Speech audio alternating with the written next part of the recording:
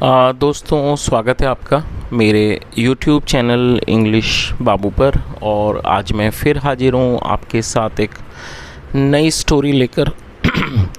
और दोस्तों आज जो स्टोरी मैं आपके लिए लेकर आया हूँ ये एक एडवांस लेवल की इंग्लिश स्टोरी है, क्योंकि आप में से कई लोग कमेंट करते हैं, कहते हैं सर आप कोई एडवांस लेवल की स्टोरी को ट्रांसलेट कीजिए। तो दोस्तों आप लोगों की डिमांड पर आज जो स्टोरी मैं लेकर आया हूँ ये एक एडवांस लेवल की है और बहुत ही अच्छी मज़ेदार कहानी है। कहानी सुनने में आपको मज़ा आएगा। उसके अलावा दोस्तों आज की इस स्टोरी में आपको कुछ नए एडवांस लेवल के वर्ड मीनिंग भी सीखने को मिलेंगे, उनकी करेक्ट प्रोनाउंसिएशन के बारे में पता चलेगा और हमेशा की तरह जो इसका ग्रामर का पार्ट है उसे बिल्कुल डिटेल में कवर करेंगे, तो एक एक स्ट्रक्चर को आप बड़ी आसानी से सीख पाएंगे। तो चलिए दोस्तों आज सबसे पहले कहानी का टाइटल देखते हैं। तो चलिए दोस्तों आज की इस कहानी को हम शुरू करते हैं और सबसे पहले कहानी का टाइटल देखते हैं। कहानी का टाइटल है द यूज़फुल थीफ। क्या मतलब हुआ दोस्तों? यूज़फुल एडजेक्टिव है जिसका मतलब होता है काम का, और थीफ का मतलब होता है चोर। यूज़फुल थीफ का मतलब हुआ काम का चोर। तो दोस्तों ये आज की इस कहानी का टाइटल है, शीर्षक है। और अब मैं इसे पढ़ना शुरू करता हूँ। आप लोगों से रिक्वेस्ट है कि आप कहानी को बिल्कुल ध्यान से सुनें, और यदि आज की कहानी में आपको कोई नया शब्द या फिर नया स्ट्रक्चर मिले तो आप उसको नोट करें, और यदि कहानी पसंद आए तो लाइक भी ज़रूर करें। तो चलिए इसको शुरू करते हैं। In a town there lived a trader. क्या मतलब हुआ दोस्तों? ये जो वाक्य है ये एक पास्ट इंडेफिनिट का अफर्मेटिव वाक्य है, और जब हम पास्ट इंडेफिनिट में अफर्मेटिव का वाक्य बनाते हैं तो वहाँ वर्ब की सेकंड फॉर्म का यूज़ किया जाता है। लिव का मतलब होता है किसी स्थान पर रहना, निवास करना, सेकंड फॉर्म है लिव्ड। और दोस्तों ट्रेडर का मतलब होता है व्यापारी। इन आ टाउन, टाउन मतलब होता है शहर, एक शहर में। देयर लिव्ड अ ट्रेडर, एक व्यापारी रहता था। तो पूरी लाइन का क्या अर्थ निकला? In a town there lived a trader, एक शहर में एक व्यापारी रहता था। He was a middle aged man. दोस्तों ये जो वाक्य है ये एक सिंपल पास्ट का सेंटेंस है। सिंपल पास्ट का मतलब होता है जब हम पास्ट में कोई भी ऐसा वाक्य बनाते हैं जहां वॉज या फिर वर्ब का इस्तेमाल किया जाता है हेल्पिंग वर्ब के रूप में, साथ में कोई भी नाउन या फिर एडजेक्टिव को लेकर वाक्य बनाया जाता है। और दोस्तों जब सिंपल पास्ट में या फिर सिंपल प्रेजेंट में वाक्य बनाया जाता है तो ऐसे वाक्यों में कभी भी वर्ब का मतलब जो एक्शन वर्ब हैं उनका प्रयोग नहीं किया जाता है। तो इसी कारण इस तरह के जो वाक्य हैं उन्हें नो एक्शन सेंटेंस भी कहा जाता है। और दोस्तों इस शब्द को आप नोट कर लीजिए। मिडिल एज्ड का मतलब होता है अधेड़ आयु का। तो क्या अर्थ हुआ? He was a middle aged man, वह एक अधेड़ आयु का, अधेड़ उम्र का आदमी था। He was rich but a widower. दोस्तों ये जो वाक्य है ये भी एक सिंपल पास्ट का वाक्य है जहाँ पर वॉज का इस्तेमाल किया गया है हेल्पिंग वर्ब के रूप में। रिच का मतलब होता है अमीर। और दोस्तों विडोअर, आप इसे नोट कर लीजिए। विडोअर का मतलब होता है विधुर। आप में से शायद कई लोग इस शब्द को नहीं समझ पाएंगे। विधुर का मतलब ऐसा व्यक्ति जिस व्यक्ति की पत्नी का स्वर्गवास हो गया, देहांत हो गया, मृत्यु हो गई है, तो उससे विडोअर कहा जाता है। यदि किसी महिला का जो पति है उसकी मृत्यु हो जाती है तो वो जो महिला है उसको विडो कहा जाता है, WIDOW। और यदि किसी व्यक्ति की मतलब किसी पुरुष की पत्नी की मृत्यु हो जाती है तब उस केस में जो व्यक्ति है, आदमी है, उसको विडोअर कहा जाता है। तो क्या अर्थ हुआ? He was rich but a widower, वह अमीर लेकिन विधुर था। He wanted to marry but no girl was willing to marry him. क्या अर्थ हुआ? He wanted to marry. दोस्तों ये जो वाक्य है ये एक पास्ट इंडेफिनिट का ही वाक्य है जहाँ पर सेकंड फॉर्म लगाई जाती है। वॉन्ट का मतलब होता है चाहना, सेकंड फॉर्म वॉन्टेड। और दोस्तों इस सेंटेंस के अंदर दो वर्ब का प्रयोग करके वाक्य को बनाया गया है। तो जब आप कोई भी ऐसा वाक्य बनाना चाहते हैं जहाँ पर आप दो वर्ब का प्रयोग करना चाहते हैं तो आपको एक दो चीज़ों का ध्यान रखना होता है कि जो पहली वर्ब आप लगाएंगे, पहली वर्ब के बाद आपको टू का यूज़ हमेशा करना होगा कंजक्शन के रूप में, और टू के बाद जब आप दूसरी वर्ब को मेंशन करेंगे तब आपको हमेशा ही वर्ब की फर्स्ट फॉर्म का यूज़ करना होता है। MARRY मैरी का मतलब होता है विवाह करना, शादी करना, जो कि एक वर्ब है और ये वर्ब की फर्स्ट फॉर्म है। तो तो इस तरह से इसकी मीनिंग क्या हुई, ही वॉन्टेड टू मैरी, वह विवाह करना चाहता था, बट लेकिन no girl was willing to marry him. Willing का मतलब होता है किसी की इच्छा होना, लेकिन किसी भी लड़की की उससे विवाह करने की इच्छा नहीं थी। तो इस तरह से पूरी लाइन का क्या अर्थ निकला, he wanted to marry but no girl was willing to marry him. वह शादी करना चाहता था, या कह सकते हैं वह विवाह करना चाहता था, लेकिन किसी भी लड़की की उससे विवाह करने की इच्छा नहीं थी। After many months of bride hunting he got married to a young girl and on this account he had to bribe her poor father with a lot of money। क्या अर्थ हुआ, after many months of bride hunting. दोस्तों देखिए, आप जो शब्द हैं उन्हें ज़रूर नोट किया कीजिए, मीनिंग को भी समझा कीजिए, जो बहुत ज़रूरी है इंग्लिश सीखने के लिए। BRIDE, ब्राइड का मतलब होता है दुल्हन, और दोस्तों हंट का मतलब होता है शिकार करना, HUNT, हंट का मतलब शिकार करना। और दोस्तों आपको ये भी समझना है कि एक शब्द का ज़रूरी नहीं कि एक ही मतलब हो, एक शब्द के कई बार मल्टीपल मीनिंग्स होती हैं, मतलब एक से ज़्यादा भी उसके अर्थ होते हैं। तो हंट का मतलब से शिकार करना नहीं, किसी चीज़ को तलाश करना, ढूंढने को भी हंट कहा जाता है। जब किसी चीज़ की बड़े पैमाने पर तलाश की जाए, उसको ढूंढा जाए, उसको भी हंट कहा जाता है। तो यहाँ पर जो हंट का मतलब वो शिकार करना नहीं है, यहाँ पर हंट का मतलब है तलाश। तो क्या अर्थ हुआ, after many months of bride hunting, क्या अर्थ हुआ कि कई महीनों की दुल्हन खोज के बाद, मतलब कई महीनों की दुल्हन की खोज के बाद, ही गॉट मैरिड, उसका विवाह हो गया, टू अ यंग गर्ल, एक जवान लड़की से, एंड और ऑन दिस अकाउंट, और इस वजह से, he had to bribe her poor father with a lot of money. दोस्तों यहाँ पर हैड टू का यूज़ किया गया है और साथ में फर्स्ट फॉर्म लगाई गई है। हैड टू का मतलब होता है पास्ट फोर्स्ड एक्शन सेंटेंस। इसका मतलब होता है जब हम पास्ट में कोई भी ऐसा वाक्य बनाते हैं जहाँ हम कोई भी विवशता को दर्शाते हैं, हम दिखाते हैं कि पास्ट में किसी व्यक्ति को कोई काम करना पड़ा अनचाहे रूप से, या फिर वह व्यक्ति उस काम को करने में इच्छित नहीं था, वह उस काम को नहीं करना चाहता था, लेकिन किसी कारणवश करना पड़ा, तो ऐसे वाक्यों को पास्ट फोर्स्ड एक्शन सेंटेंस कहा जाता है। और दोस्तों पास्ट फोर्स्ड एक्शन सेंटेंस में हैड टू का यूज़ किया जाएगा हेल्पिंग वर्ब के रूप में, और मैं अफर्मेटिव के बारे में बात कर रहा हूँ। और ये जो शब्द है BRIBE, आप इसे नोट कर लीजिए। ब्राइब का मतलब होता है रिश्वत। जैसे देखिए दोनों वर्ड मिलते जुलते हैं, लेकिन ये ब्राइड है मतलब दुल्हन, और ये ब्राइब है, इसका मतलब होता है रिश्वत। तो क्या अर्थ हुआ, he had to bribe her poor father, उसे उसके गरीब पिता को रिश्वत देनी पड़ी, with a lot of money, बहुत सारे पैसे। तो इस तरह से पूरी लाइन अब आपको समझ में आई गई होगी। इसको एक मैं ट्रांसलेट कर देता हूँ। After many months of bride hunting मतलब कई महीनों की दुल्हन की तलाश के बाद, he got married to a young girl, उसका विवाह एक जवान लड़की से हो गया, एंड ऑन दिस अकाउंट, और इस वजह से, इस कारण से, he had to bribe her poor father with a lot of money, उसे उसके पिता को बहुत सारे पैसे रिश्वत के रूप में देने पड़े। आगे देखिए, but the young girl did not like the middle aged trader. दोस्तों ये जो वाक्य है ये पास्ट इंडेफिनिट का नेगेटिव वाक्य है, और जब हम पास्ट इंडेफिनिट में कोई नेगेटिव का सेंटेंस बनाते हैं तो वहाँ सब्जेक्ट के बाद डिड नॉट का यूज़ किया जाता है, जैसा यहाँ किया गया है, और साथ में वर्ब की फर्स्ट फॉर्म लगाई जाती है।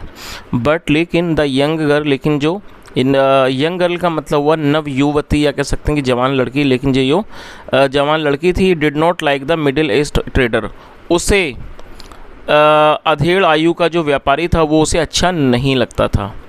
She did not allow her husband to come near her or to take her in his arms. क्या अर्थ हुआ दोस्तों, ये जो वाक्य है ये भी पास्ट इंडेफिनिट का वाक्य है। जैसा मैंने ऑलरेडी आपको बताया, पास्ट इंडेफिनिट में जब नेगेटिव का वाक्य बनाएंगे तो सब्जेक्ट के बाद डिड नॉट का यूज़ किया जाता है, उसके बाद फर्स्ट फॉर्म लगाई जाती है।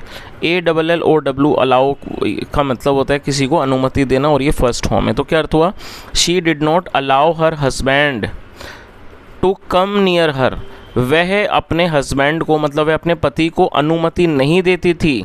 किस चीज़ की अनुमति नहीं देती थी, टू कम नियर हर, अपने पास आने की, और to take her in his arms, और अपने आप और खुद को लेनी की इन इज आर्म्स, उसकी बाहों में। तो इस तरह, और दोस्तों आर्म्स का मतलब वैसे शस्त्र होते हैं, हथियार, और उसके अलावा भुजाओं को या कह सकते हैं बाहों को भी आर्म्स कहा जाता है। तो इस तरह से पूरी लाइन की क्या मीनिंग निकली?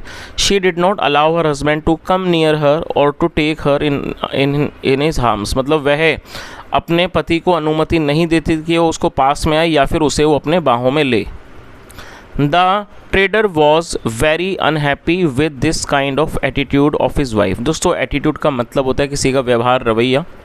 जो व्यापारी था वॉज वेरी अनहैप्पी, और दोस्तों अनहैप्पी एडजेक्टिव है जिसका मतलब होता है नाखुश या फिर ऐसा व्यक्ति जो कि प्रसन्न ना हो, और ये एडजेक्टिव है। तो क्या अर्थ हुआ कि जो ट्रेडर था, the trader was very unhappy, बहुत ज़्यादा नाखुश था, बहुत ज़्यादा नाखुश था with this kind of attitude of his wife, मतलब अपने पत्नी के इस तरह के व्यवहार से वो बहुत ज़्यादा नाखुश था। चलिए आगे देखिए।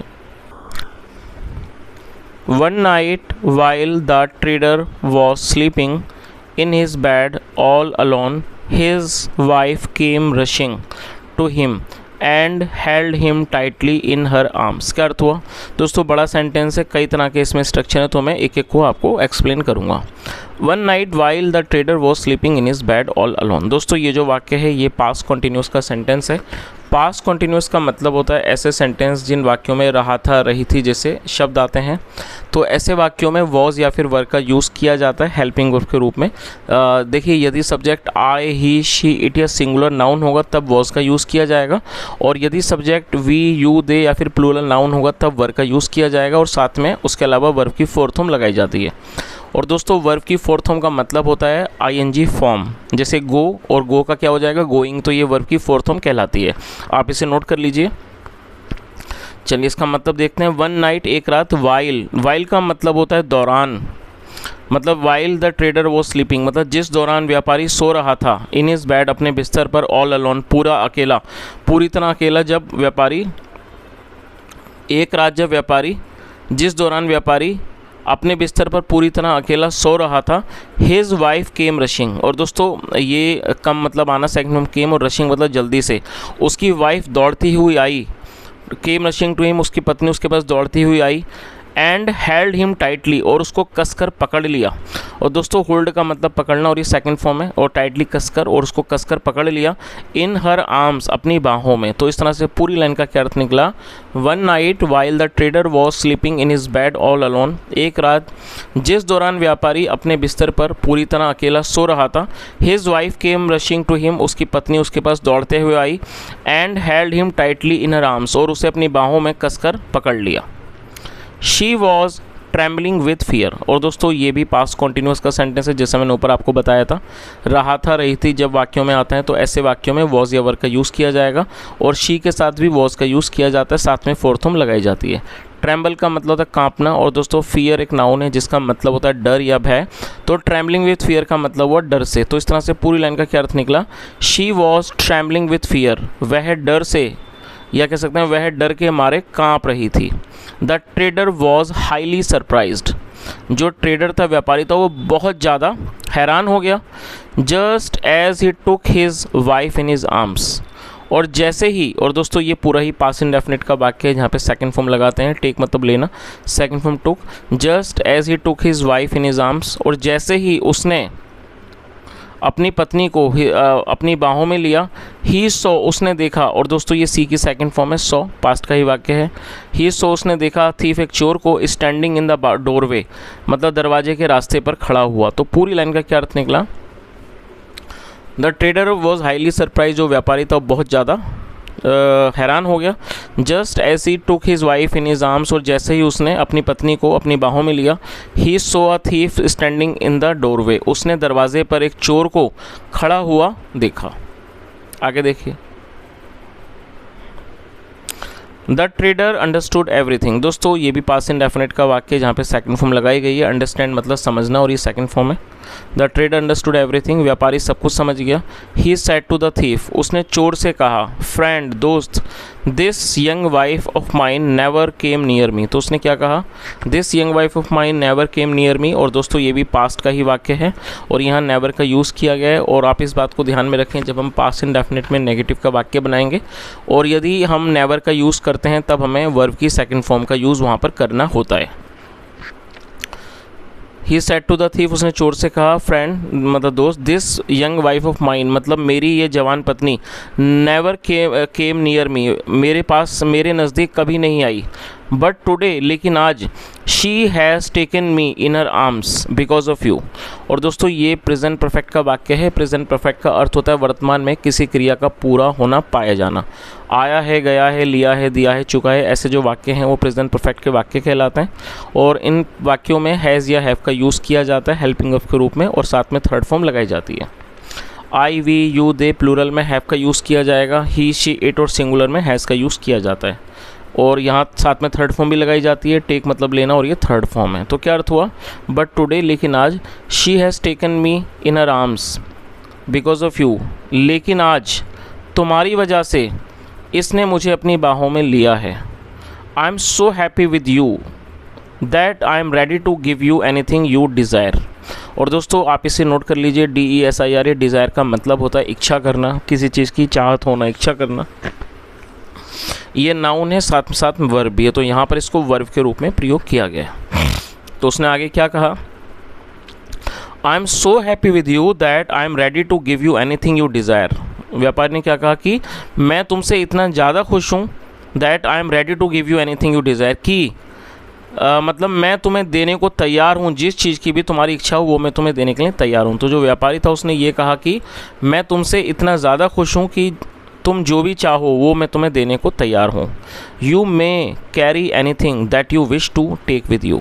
कैरी मतलब ले जाना, तो उसने क्या कहा, you may carry anything that you wish to take with you. Take मतलब ले जाना, तुम जिस चीज़ की भी तुम्हारी इच्छा है, यू मे कैरी एनीथिंग, तुम कुछ भी ले जा सकते हो, that you wish to take with you, मतलब जो भी तुम अपने साथ ले जाना चाहते हो वो तुम अपने साथ ले जा सकते हो। आगे देखिए,